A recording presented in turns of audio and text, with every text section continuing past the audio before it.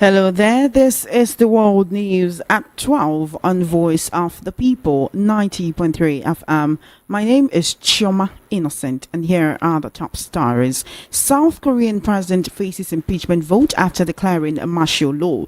Police discover shallow graves at IPOB and ESN camps in IMO State. NBA condemns Farutimi's arrest and invasion of his office, and Labour Party unveils grassroots plan for 2027 and moves to inaugurate state coordinators. Details now.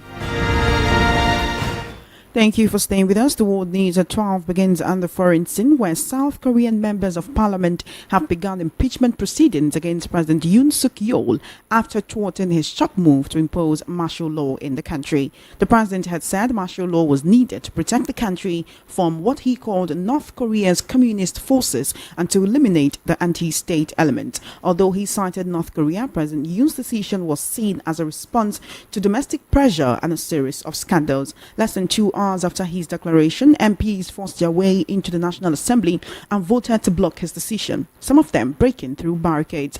After the Assembly vote, President Yoon announced he was reversing his martial law decision. MPs will now vote on his impeachment in the coming days. If they approve it, President Yoon will face trial at a constitutional court.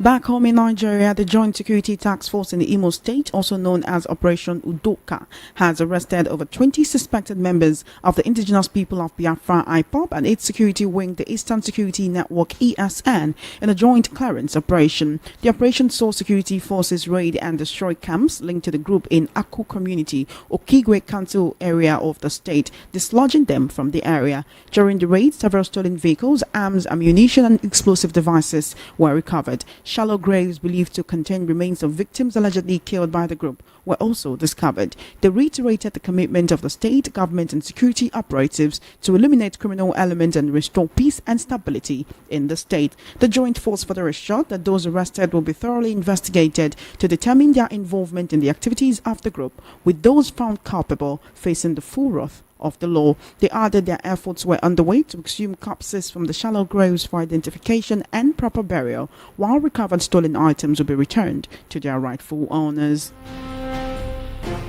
In a recent development, the Nigerian Bar Association (NBA) has condemned the arrest of Dele Farutimi, a writer, lawyer, and rights advocate, by the Nigerian police force over allegations of libel. The NBA also slammed the police over the arrest of the advocate in Lagos State, where they said libel is not a criminal offense. The NBA also condemned the reported invasion of Mr. Farutimi's law firm and the harassment of lawyers and staff. In a statement issued by its president, Afam Osigwe, a senior advocate of Nigeria, the association noted that these actions constitute a troubling breach of the rule of law and the sanctity of the legal profession. Mr. Farutimi's arrest followed a petition sent to the police in Ekiti State by renowned lawyer Afe Babalola, accusing Farutimi of defamation. Mr. Babalola reportedly petitioned the police based on how he was characterized in a book, Nigeria and its Criminal Justice System, authored by Mr. Farutimi. In a statement issued on Tuesday night in Ado-Ekiti, the Ekiti State capital, the State Command spokesperson Sunday Abutu confirmed that Mr. Farutimi was in their custody. He revealed that Mr. Farutimi is under investigation in connection with a petition of alleged defamation and cyberbullying. Meanwhile, a video has surfaced where Mr. Farutimi spoke of an altercation he had with Afe Babalola, accusing the latter of corrupting the judiciary. Let's take a listen to Mr. Farutimi. I'm saying that Afe Babalola corrupted the judiciary, and in corrupting the judiciary, it came across my practice. When I came across it, I challenged it as a lawyer, and I fought it to the point where he could not enjoy the fruit of his exertion in the Supreme Court. In writing the letter that he wrote to the then Chief Justice of Lagos State, Ayomide Philip, he libeled me, and I sued him for libel. And when I sued for libel, the machines of corruption went into overdrive, and a case that should never have been killed at the preliminary stage was killed. If Afe Babalola was the only person who is licensed to enjoy that level of impunity, that's different. It's not about him. It's a system-wide problem. You simply can't get justice from the system.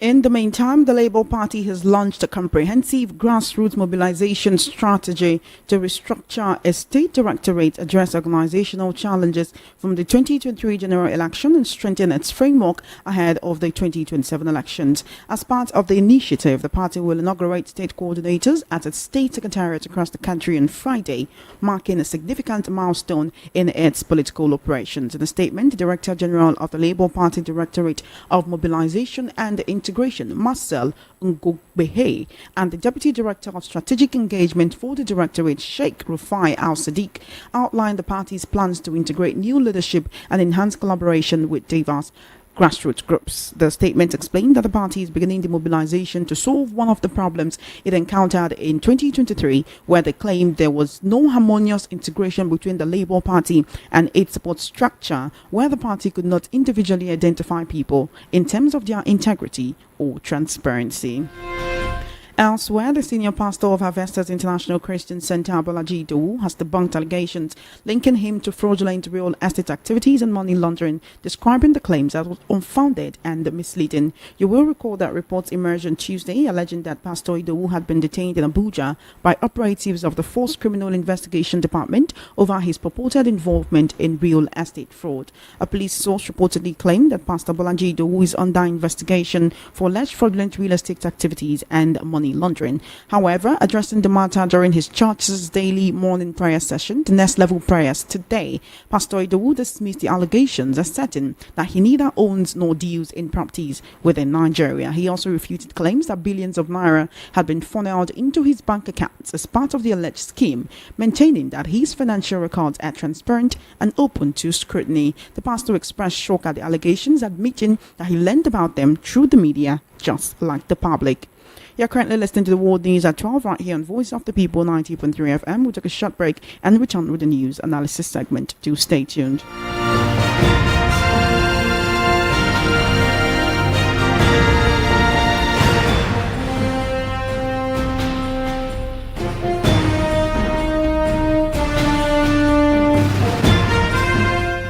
Welcome back. You're still listening to the World News at 12 right here on Voice of the People 90.3 FM. We're now going to the news analysis segment, and to analyze these issues right here on the World News at 12, I have Mr. Peter Anosike. He's a political, social, national affairs analyst and a revered journalist with many years of experience. Welcome to the World News at 12, and thank you for joining me. Thank you for having me. Thank you so much for coming.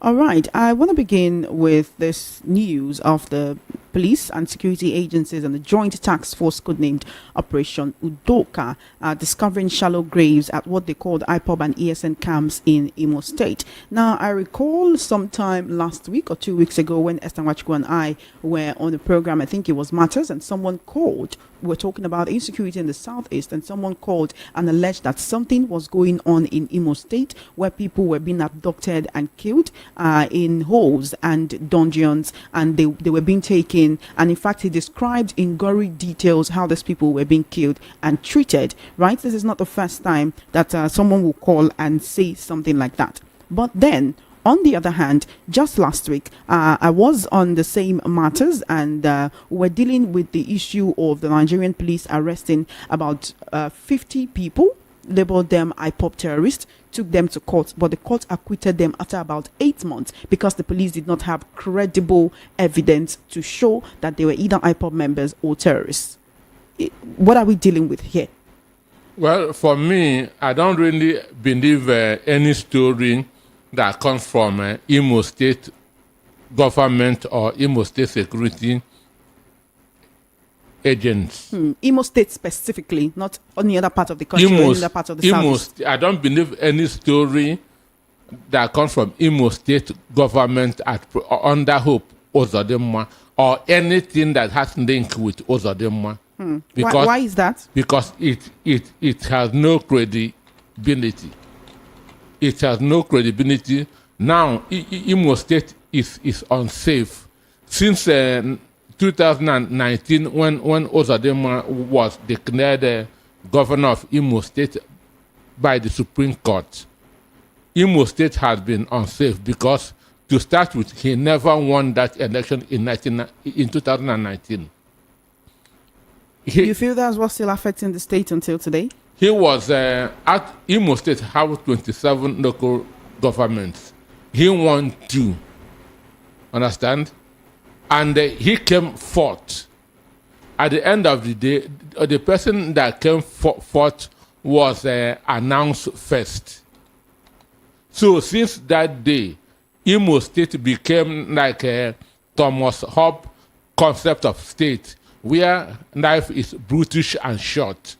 And that's what really happens when somebody who doesn't have the mandate of the people is elected into office.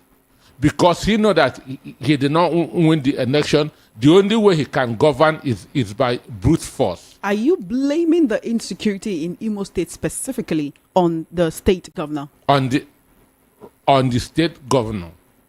He is behind it. And No. You, when you say he's behind it, you make it look like he's the one sending out people to kill others, and that he's behind the non-state actors who are perpetrating bloodshed in the state. Excuse me. When you don't have the mandate of the people, the only way you can govern is by brute force. Even if you say he does not have the mandate of the people, would he go ahead and instigate non-state actors to act this way against his people, killing them, causing bloodshed, digging holes and throwing people into them, abducting people and taking them away from their families without a trace? So if you say that the state does not have a good security climate, that may be understandable. But when you accuse the governor of being behind the insecurity in the state, that is a heavy allegation. I say when you don't have the mandate of the people, the only way you can govern is by brute force. It's one thing to not have the mandate of the people. It's another thing to sponsor insecurity. I'm telling you experience all over the world. That's how the military do. When you know that you are not elected by the people, the only way you can govern that people is by brute force. And that's what has been happening in Imo State since 2019. That is what is happening in Imo State since 2019. Uzodinma did not come to power through the vote of the people. So he had no mandate of the people of Imo State. The only way he had been governing Imo State is by fear, intimidation, harassment. And that's why Imo State had, as I said, had become like Thomas Hobbes' concept of state, where life is brutish and short. Understand? So whatever news that is coming from there, from the government of Imo State is not credible. Because once the messenger is not credible, the message can never be credible. So saying that it is IPOB, I don't believe it. You're saying this could be other non-state actors, but they want to pin it on IPOB and the ESN. That's what they have been doing. Trying to give a dog a bad name in order to hang it. If you're talking about the fact that all of this began after Governor Uzodinma came into power in 2019. It wasn't until 2020 that Nnamdi Kanu announced the formation of the Eastern Security Network, and it wasn't until 2021 that IPOB began to declare sit at home every Monday in the Southeast. So if you trace this back to 2019, was Imo State like this in 2019? Imo State was safe. Okorocha was a bad governor, but there was peace in Imo State. Owerri used to be where people from the southeast come on weekends for enjoyment. Owerri. People come from Port Harcourt, from Aba, from Umuahia to Owerri. Owerri used to be a hot spot for enjoyment. Under Rochas Okorocha, it was happening. Under Emeka Ihedioha, it was happening. Things changed when Hope Uzodinma became governor. And because he did not have the mandate of the people, the only way he can rule the people of Imo State is by force. And that's what is happening up to now. You can't keep accusing a governor of being behind the disappearance and abduction and death and bloodshed in his own state. Then why the reason for the Joint Security Task Force, who are trying to make sure that the streets are rid of non-state actors and criminal elements perpetrating these crimes? Set up by who? Set up by who? The Joint Security Task Force. Set up by who? Of course, set up by the state government to combat criminal activities. Yes, they are criminal themselves. They are criminals trying to targeting opponents to kill. That's what is happening in Imo State. And because of this, you do not believe that the people who were arrested are IPOB members? They are not. And they are not the ones who perpetrated this? They are also the more people are the ones perpetrating it. Okay, if you leave Imo State and go into other states, who are those people who go out on the streets on Monday and then try to look for those who are not adhering to sit-at-home order and then kill them or injure them? If you leave Imo State, if you're saying that the governor is responsible for what's happening in Imo State, the same people can still be responsible. then whose orders would they be acting on this time if it's not the orders of the governor of Imo State? The same people, the same person can still be responsible for the insecurity in Imo State. All right. The Joint Security Task Force is saying that those who have been arrested, of course, there will be investigation to determine the level of their involvement in the activities of the group. Those who are found culpable will be facing the full wrath of the law. I want to go back to this report from November 29, where the court discharged and acquitted about 50 people who were alleged to be IPOB members. They were arrested by the police in Anambra State. They were taken to court on allegations of terrorism. Now, we do know that terrorism is a very serious crime. It is a crime against the people, it is a crime against the state, it is a crime against humans. Are you saying that this is exactly the same thing that is happening right now? Because who then dug those holes and killed those people? There are corpses. There are people who have died. There are people whose bodies, as gory as it sounds, are rotting in a pit. There are people whose family. Someone called here. I'm trying to remember when it was. Was it on the recap last week? But I know someone called in last week and just kept lamenting that he cannot find his brother, and it's been going on for years. We cannot deny that insecurity is now becoming something we talk about every day in the Southeast. It's almost the only thing we hear about from there. It started in Imo State under Hope Ozodinma and spread to other states in the Southeast. And spread to other parts of the South because Ozodinma has the mandate of people who are the enemies of the Igbos.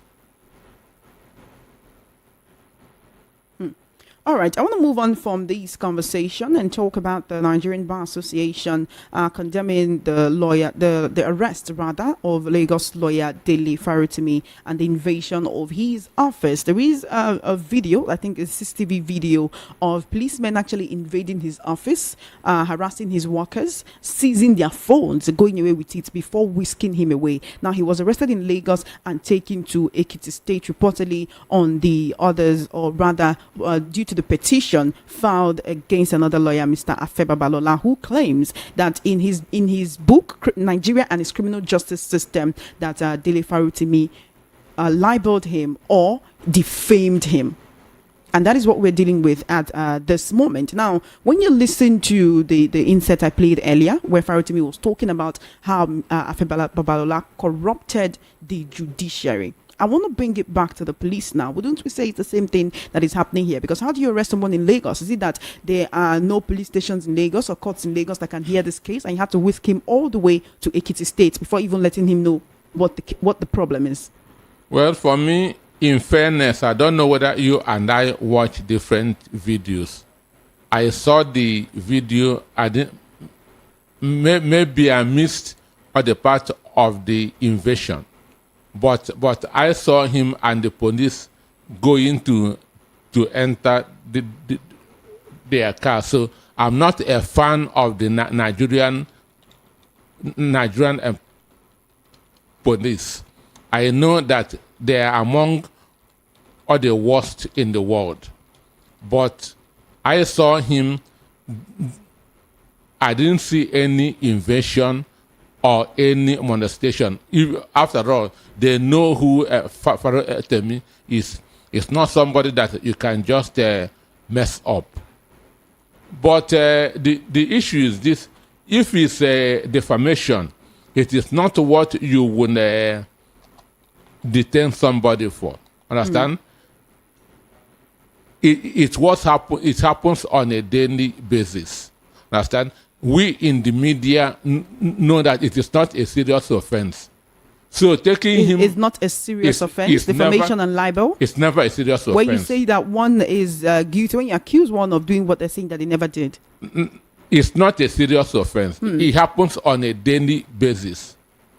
Understand? And so there is no reason for him to have been arrested in Lagos and whisked away. So taking him from Lagos to Ekiti, as if he committed an armed robbery offense or a state offense is very, very wrong. I want to refer to the criminal law of Lagos State 2011, where the Supreme Court in Aviomore versus Commissioner of Police and Anno in 2021 affirmed the position that defamation ceased to be a criminal offense in Lagos State. Would you say that's the reason why he was moved to Ekiti, so that he can answer for this? That shows you what I said, that defamation is not a serious offense. Understand me? Defamation is not a serious offense, and it is even very easy to get out of defamation offense. Just investigate that person from his youth. You must see something where his character has been impaired. So if Babanoda goes to court on that, he will lose. Understand me? But it is power. Understand? That's why they have to take him all the way from Lagos to Ekiti. This is not a serious offense. All right. Afe Babalola has already been accused by Mr. Farotimi of corrupting the judiciary, right? And right now, it's like the police has come into the mix. I want to look at the role of the police in perpetrating what one could call illegality, because how do you come all the way from Ekiti State or even in Lagos and you arrest someone, you take them out of the state for an offense that was allegedly committed in that state, and you take them away? We have seen several incidences of Nigerian security agencies not acting like security agencies, from the EFCC to the DSS to the breaking down of doors, going into people's houses in the night in a bid to arrest them. How do we tell the difference between security agencies and those who are out to harm us? One, you cannot try Farotimi here in Lagos State, because that law doesn't exist anymore here. So taking him to Ekiti, maybe it is still in existence in Ekiti, or that those that wrote it have forgotten about it. And Afe Babanoda himself is a native of Ekiti State. So he has influence on them, and they use his influence to deal with him. And the police allow themselves to be used? They are toys in the hand of the big men in Nigeria. Nigeria police are toys in the hand of the big men in Nigeria. And if anyone says go, they go. Zombies are far better than them. All right. That's a bit extreme when you say that zombies are quite better than the Nigerian police. I want to talk about the issue of the Labour Party saying they're unveiling their grassroots plan, their grassroots mobilization plan ahead of 2027. And of course, they want to inaugurate state coordinators. The party is attributing the loss it encountered in 2023 to some of the problems that led up to the 2023 elections. They said that they did not have a harmonious integration. There was no harmony between all the different people working for the party. They had no support structure. They could not identify people who had integrity and transparency within the party to actually give them leadership roles, and they want to be able to work ahead of that. One could say that the Labour Party has been working over time to try to regain its reputation after the 2023 elections, where it rode on a high wave of Peter Obi. But ever since he's been having these issues with Julius Abure, many people who supported the Labour Party have just moved and said, okay, I'm going to be with Obi and be a part of the Obedient movement. Recently, the coordinator of the Obedient movement in Nigeria came out to tell us that people will be registering for the Labour Party, for the Obedient movement soon, if the Labour Party does not get its act together. I think it was last Sunday or last Saturday that Abure came out to plead with Peter Obi and Alex Oti, saying, please don't leave the party. Come, let us work together. The caretaker committee should not stand. Come ahead, come around and let us work together. Can the Labour Party regain that momentum that they had circa 2023 in 2027? Because that's what they're trying to do. The truth is that things have gone bad in the party, so I don't see reconciliation anymore, and there cannot be Labour Party without the obedience. Without the obedience, or the party is dead. Okay, check what happened in the last local government election in IMO in Abia State.